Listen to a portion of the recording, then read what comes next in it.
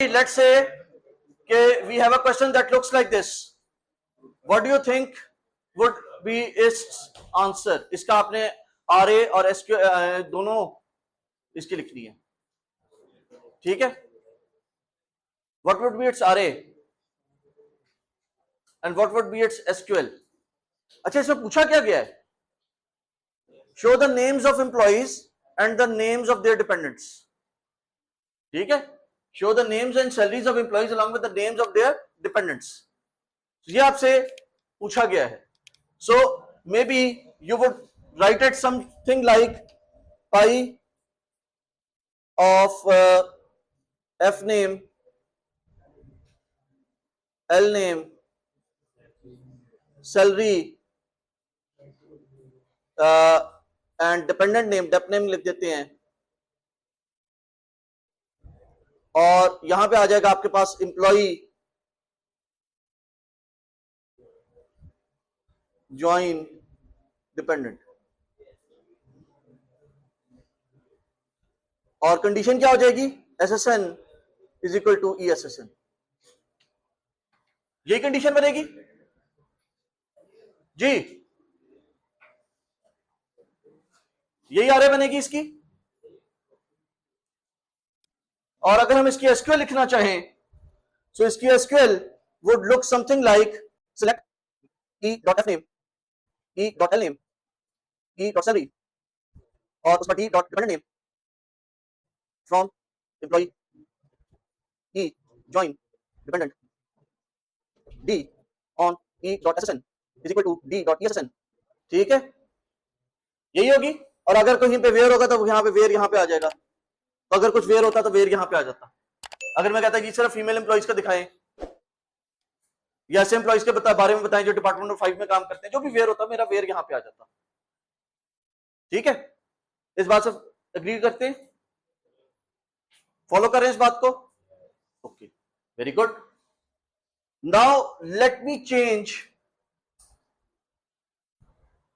One single thing in this Curie.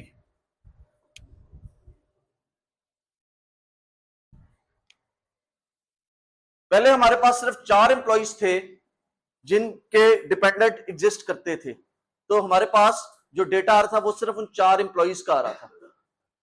अब मैंने कहा है कि show me the details of all employees. ठीक है, रिगार्डलेस कि उस एम्प्लॉय का कोई डिपेंडेंट है या नहीं है. अगर उसका डिपेंडेंट है तो उस डिपेंडेंट की इंफॉर्मेशन डिस्प्ले कर देना.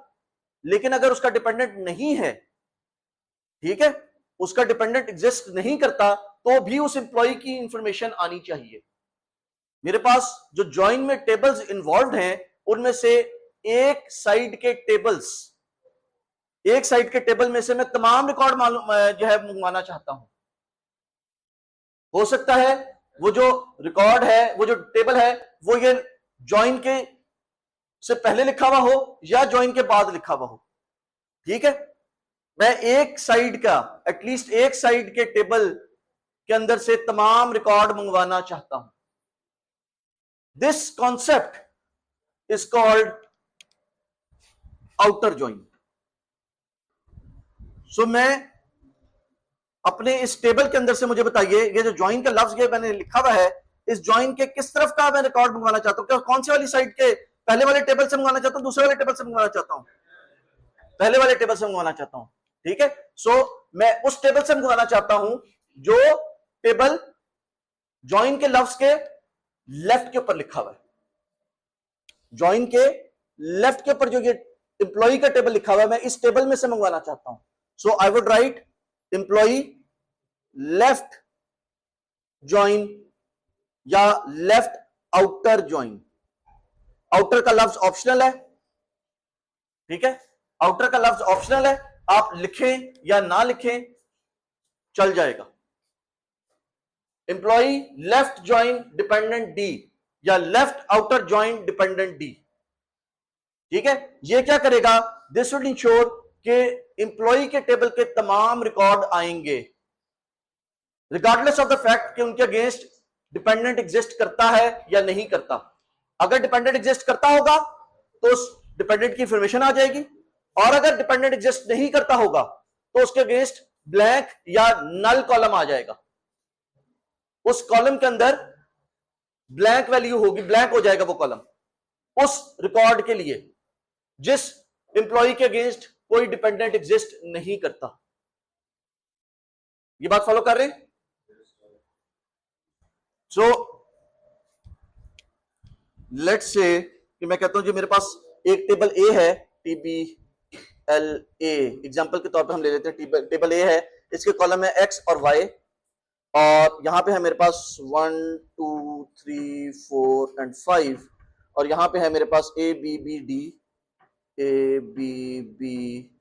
D and K। ठीक है, एक्स और वाई कॉलम के नाम है, ये टेबल ए है। और सिमिलरली मेरे पास एक टेबल बी है, TBLB है, और इसके अंदर कॉलम है एस और टी, और इसके अंदर जो रिकॉर्ड्स हैं वो हैं ABCDE और alpha beta gamma and alpha. ठीक है, ये मेरे पास कॉलम्स है। अब अच्छा, एक चीज मैं यहां पे लिखना भूल गया कि इसकी आरए में क्या चेंज होगी, आरए की चेंज मैं लिखना भूल गया। अच्छा, जब हमने ज्वाइन बनाया था तो ज्वाइन हमने किस तरह बनाया था? ज्वाइन हमने यूं बनाया था। ठीक है, ये क्रॉस प्रोडक्ट है और दोनों तरफ गेट लगा हुआ है, और वो गेट सिर्फ मैचिंग रिकॉर्ड्स को अंदर आने देता है। अब मैं कौन सी साइड के रिकॉर्ड्स को अंदर आने की इजाजत खुलेआम दे रहा हूं? लेफ्ट साइड के। तो मैं अपनी इस स्टेटमेंट को चेंज कर दूंगा और I would write it as, condition वही रहेगी। अगर ये कर दूंगा तो क्रॉस प्रोडक्ट हो जाएगी, मैंने क्रॉस प्रोडक्ट नहीं करनी। लेफ्ट साइड का गेट सिर्फ मैचिंग रिकॉर्ड्स के लिए खुला है, और सॉरी राइट साइड का, और लेफ्ट साइड का रिकॉर्ड तमाम के लिए खुला है। ठीक है, लेफ्ट साइड का रिकॉर्ड, लेफ्ट साइड का गेट तमाम रिकॉर्ड्स के लिए खुला है, और राइट साइड का सिर्फ मैचिंग रिकॉर्ड्स के लिए खुला है। ठीक है,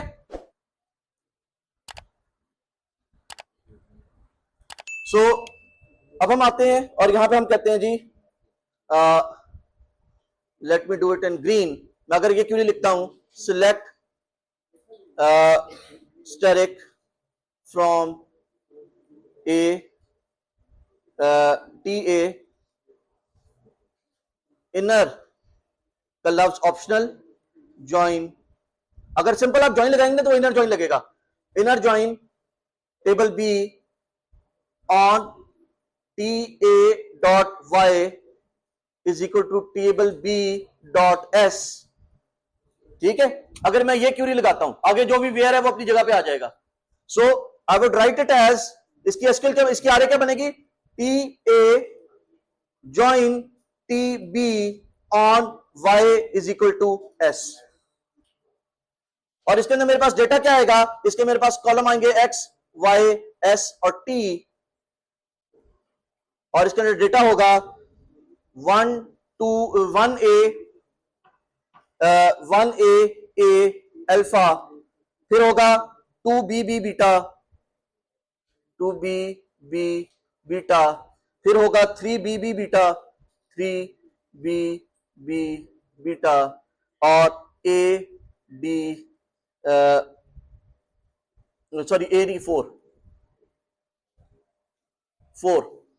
4D gamma. This would be the data that would be presented to me. यहां तक फॉलो करें। अब अगर मैं लेफ्ट ज्वाइन की बात करूं, let me talk about left join. Left join में statement would become select steric from TA left outer, outer का लफ्ज अगेन वो है outer join TB on TA.x, so TA.y is equal to TB.s। ठीक है, इसकी आरे क्या बनेगी? इसकी आरे बनेगी टी ए लेफ्ट साइड से गेट खुला, राइट साइड से गेट बंद, टी बी के साथ on the condition of y is equal to s। और इसके लिए जो मेरे पास डेटा आएगा वो अगेन मेरे पास आएगा x y s t, और यहां पे मेरे पास आ जाएगा 1 2 3 4 5। अब ये देखिए मेरे पास यहां पे रिकॉर्ड नंबर 5 नहीं आया था क्योंकि टेबल बी में रिकॉर्ड नंबर 5 एग्जिस्ट नहीं करता था। ठीक है, रिकॉर्ड नंबर 5 के अगेंस्ट जो मेरे पास डेटा पड़ा था के की एंट्री टेबल बी में नहीं थी, इसलिए मेरे पास रिकॉर्ड नंबर 5 नहीं आया था। लेकिन जब मैं लेफ्ट आउटर ज्वाइन कर रहा हूं तो मेरे पास लेफ्ट साइड के सारे रिकॉर्ड्स आएंगे, सो मेरे पास 5K भी आएगा, तो मेरे पास 5K भी आएगा। ठीक है, so 1 2 3 4 5 A B B D K, A B B D K, और यहां पे again A B B D, और यहां पे ब्लैंक आएगा यहां पे क्योंकि के एग्जिस्ट नहीं करता, और यहां पे आ जाएगा मेरे पास alpha beta beta and gamma. ठीक है, this is left outer join. फिर मेरे पास दूसरा केस ये है कि बजाय मुझे लेफ्ट साइड के मुझे राइट साइड वाले टेबल के सारे रिकॉर्ड चाहिए। I want all the record from the right side, so this is right join.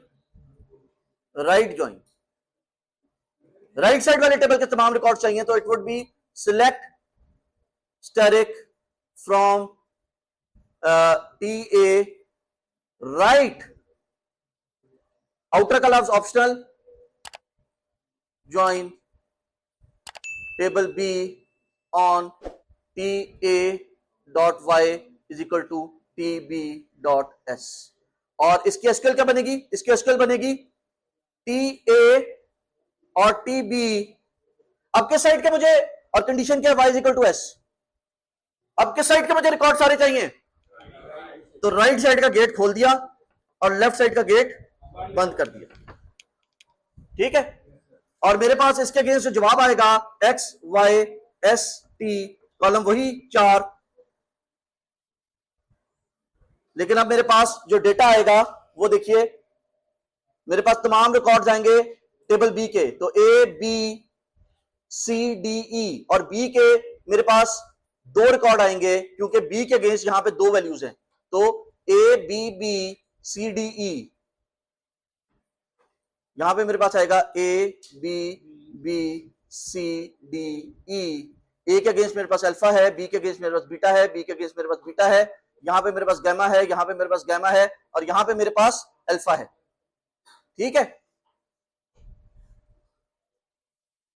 ए के अगेंस्ट 1A है, बी के अगेंस्ट यहां पे 2B है और 3B है। उसके बाद सी के अगेंस्ट मेरे पास कोई रिकॉर्ड नहीं है, सी वुड बी ब्लैंक, डी के अगेंस्ट मेरे पास 4D है, और ई के अगेंस्ट मेरे पास कोई रिकॉर्ड नहीं है, तो मेरे पास ये वाले रिकॉर्ड ब्लैंक आएंगे। और फाइनल केस हमारे पास है फुल आउटर ज्वाइन का। फुल आउटर ज्वाइन, उसमें क्या होगा, दोनों तरफ के गेट खुले होंगे। ठीक है, so it would be T A T B, यहां से दोनों साइडों के गेट खुले हुए हैं, और यहां पे y is equal to S लिखा हुआ होगा, और मेरे पास लेफ्ट साइड के भी सारे रिकॉर्ड आएंगे, राइट साइड के भी सारे रिकॉर्ड आएंगे। बेसिकली इन दोनों को आप मर्ज करके देख लें कि इन दोनों की मर्जर, जो मेरा लेफ्ट ज्वाइन और राइट ज्वाइन है, उन दोनों का मर्जर होगा। ठीक है जी, नहीं क्रॉस प्रोडक्ट नहीं होगी। क्रॉस प्रोडक्ट में ए के अगेंस्ट बी के तमाम रिकॉर्ड आने थे, ए के हर रिकॉर्ड के अगेंस्ट बी के तमाम रिकॉर्ड आने थे, तो आपके पास 5 into 5 25 रिकॉर्ड बनने थे। अब आपके पास 25 रिकॉर्ड्स नहीं बन रहे, आपके पास मैक्सिमम जो बनेंगे वो records of A plus records of B बनेगा, अगर बीच में कोई कॉमन एलिमेंट नहीं है। अगर कोई कॉमन एलिमेंट है तो वो हो जाएगा। ठीक है, आउटर ज्वाइन हमने यहां पे देखा, जब हमने कहा जी हमें ऑल एम्प्लॉइज की इंफॉर्मेशन चाहिए, तो अगर हम ऑल का लफ्ज लिखेंगे तो हमारे पास सिर्फ उन एम्प्लॉइज की इंफॉर्मेशन आ जाएगी जिनके कोई डिपेंडेंट एग्जिस्ट करते हैं।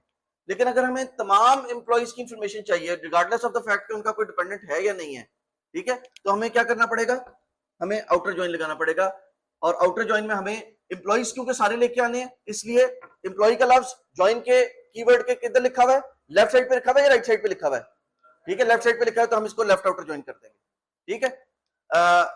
हमारे पास ज्वाइंस जो है वो तीन तरह के होते हैं। लेट्स से ये हमारे पास दो टेबल्स हमने कहे थे कि ये हमारे पास दो टेबल्स हैं, टेबल ए और टेबल बी, और अगर हमें टेबल ए के तमाम रिकॉर्ड चाहिए, अब यहां पे देखिए टेबल ए के अंदर, टेबल बी के अंदर जो है वो के यूज नहीं हो रहा, ठीक है, के की इंफॉर्मेशन अवेलेबल नहीं है टेबल बी के अंदर, ठीक है। हमने ज्वाइन लगाया है वाई और एस के ऊपर, टेबल ए के अंदर से कॉलम वाई और टेबल बी के अंदर से कॉलम एस के ऊपर हमने ज्वाइन लगाया है। तो अगर हम ज्वाइन करते हैं तो हमारे पास क्या इंफॉर्मेशन आ जाती है, हमारे पास यहाँ पे 5K की रिकॉर्ड टेबल ए में से आ जाता है, टेबल ए में से 5A का रिकॉर्ड आ जाता है 5K का। ये सिंपल ज्वाइन था, नीचे आते हैं, 5K का रिकॉर्ड आ जाता है, लेकिन उसके अगेंस्ट टेबल बी के कॉलम जो है वो खाली हैं। फिर अगर हम राइट ज्वाइन की बात करें तो अगेन यहां पे देखिए, यहां पे हमारे पास सी और ई यूज नहीं हो रहे, टेबल बी के जो वैल्यू सी और ई है वो टेबल ए में यूज नहीं हो रहे। तो जब मैं टेबल बी को यूज करना चाहूंगा, टेबल बी के तमाम रिकॉर्ड मंगवाना चाहूंगा, तो मैं राइट ज्वाइन करूंगा। जब मैं राइट ज्वाइन करूंगा तो देखें टेबल सी गैमा और ई अल्फा टेबल बी में से आ रहे हैं, लेकिन उसके अगेंस्ट टेबल ए के एंट्रीज खाली हैं। उसके बाद तीसरी चीज है मेरे पास full outer join. Full outer join में क्या होता है कि मेरे पास टेबल ए और टेबल बी के जो मैचिंग रिकॉर्ड्स है वो अपनी जगह पे आ जाते हैं, ठीक है, टेबल ए और टेबल बी के रिकॉर्ड्स अपनी जगह पे आ जाते हैं जो मैचिंग रिकॉर्ड्स हैं, और जो नॉन मैचिंग रिकॉर्ड्स हैं वो भी आ जाते हैं। तो फॉर एग्जांपल मैं इसको लिखूंगा, इसके लिए जो लिखा जाएगा वो पहले मैं लिख देता हूं, उसके बाद उसका डेटा भी बना देते हैं। It would be written as select steric from TA, steric from TA, full outer join TB on TA dot y is equal to TB dot S, और अगर कुछ वेयर की कमांड है तो वो वेयर इस जगह पे आ जाएगा एज यूजुअल, ठीक है। वेयर आप सब में जो है वो वेयर यहाँ पे आना है, अगर इसके अंदर वेयर आपने डालना है तो वेयर यहाँ पे आएगा। वेयर की जगह आपको मालूम है कि ज्वाइन के बाद आती है, ठीक है, अगर कोई वेयर होगा तो वेयर इस जगह पे आ जाएगा, ठीक है। और इसके अगेंस्ट जो मेरे पास डेटा आएगा, अगेन मेरे पास एक्स वाई एस और टी, ये चार कॉलम बनेंगे, ठीक है, ये चार कॉलम मेरे पास बनेंगे, और मेरे पास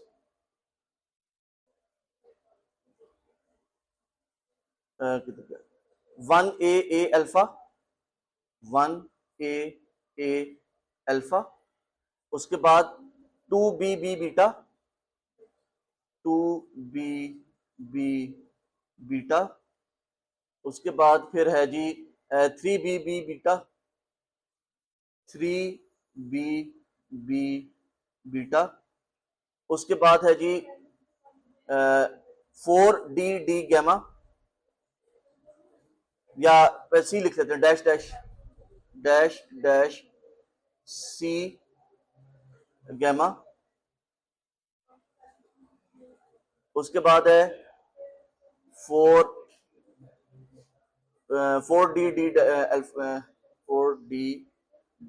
गैमा, उसके बाद है जी डैश डैश ई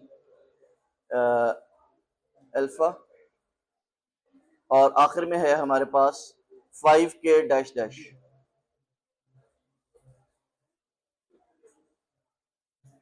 ठीक है।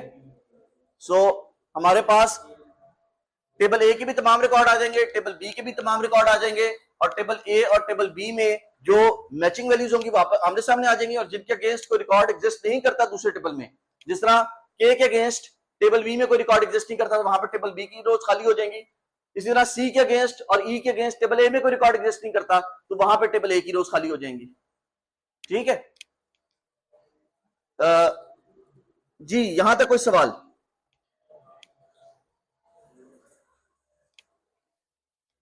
फॉर्चुनेटली या अनफॉर्चुनेटली, जहां जिस तरह MySQL ने इंटरसेक्शन का लफ्ज इंप्लीमेंट करने से इनकार किया था, ठीक है, इसी तरह MySQL जो है वो फुल आउटर ज्वाइन को इंप्लीमेंट करने से इनकार करता है, ठीक है। Full outer join is not available in MySQL। ये बात फॉलो कर रहे हैं? तो अगर आपने फुल आउटर ज्वाइन MySQL के अंदर इंप्लीमेंट यूज करना हो, एक तो पहली बात वो कहते हैं जी फुल आउटर जो, अगर आपने टेबल का स्ट्रक्चर ठीक बनाया है ना तो आपको फुल आउटर ज्वाइन यूज करने की जरूरत नहीं है, सिंपल सी बात है। अगर आपने टेबल का स्ट्रक्चर ठीक बनाया हुआ है, आपकी ERD ठीक थी, आपने टेबल का स्ट्रक्चर ठीक है आपका, तो आपको फुल आउटर ज्वाइन यूज करने की जरूरत नहीं है। लेकिन अगर खुदा ना खास्ता आपके टीचर ने आपको कहा है कि जी फुल आउटर ज्वाइन इस्तेमाल करें, ठीक है, तो आप बड़ी सी जमाई लें, ठीक है, बड़ी सी जमाई लेने के बाद आप जो है वो यूनियन यूज कर लें लेफ्ट आउटर ज्वाइन और राइट आउटर ज्वाइन के दरमियान में, ठीक है। So left outer join would give me, right outer join would give me these 4 rows, ठीक है, बल्कि these 5 rows, और ये वाली रो जो है वो लेफ्ट ज्वाइन से आती है, ठीक है।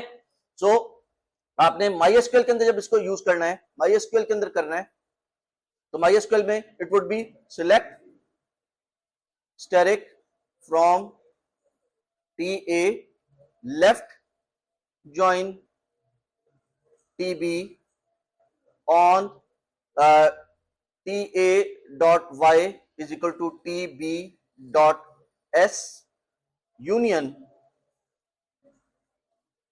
select static from TA right join TB on TA.y is equal to TB.s, ठीक है। So this is how you can implement full outer join, ठीक है, फुल ज्वाइन, या इसको फुल ज्वाइन भी कहते हैं, फुल आउटर ज्वाइन भी कहते हैं। This is how you implement full outer join in MySQL, ठीक है। लेफ्ट ज्वाइन और राइट ज्वाइन अवेलेबल है, फुल आउटर ज्वाइन के ऊपर वो आप उसको इस तरीके से इंप्लीमेंट करेंगे। ऑलराइट।